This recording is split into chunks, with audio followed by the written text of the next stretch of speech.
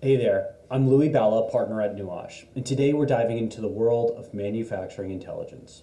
We'll cover the 5 types of intelligence and share some practical tips on how to leverage AI in your manufacturing processes. So, let's get started. There are 5 types of intelligence. You've got business, operational, human, collective, and artificial. Combining these can unlock incredible potential in your manufacturing process. But where do you start? I'm going to give you 5 tips to help point you in the right direction. So, tip number 1.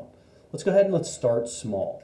Know your end goal. Focus on a prototype where data is accessible and well understood, hopefully relatively clean. For example, use emergency stop data to predict and avoid downtime.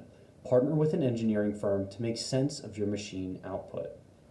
As for tip number 2, leverage other investments.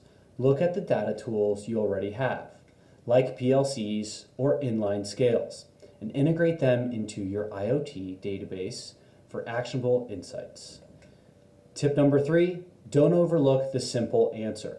Even a basic label dispenser can provide critical information. Attach sensors to monitor package output, and use low-cost methods to translate machine data. Tip number 4, don't forget human intelligence. We're smarter than we think. At least for now, until the machines take over, just like in the Terminator movies. Capture the valuable data that operators and technicians collect. Convert manual data into digital format and collaborate with your team for powerful insights into operational performance. Lastly, tip number 5. I think I'm probably guilty of this more so than most folks in our firm. Just because you can doesn't mean you should.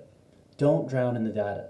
Instead, focus on the 20% of data tags that will impact 80% of your business operations. And that's it. With these tips, you'll be well on your way to unlocking the power of AI in your manufacturing process. I'm Louis Balla from Nuage, and until next time, happy manufacturing.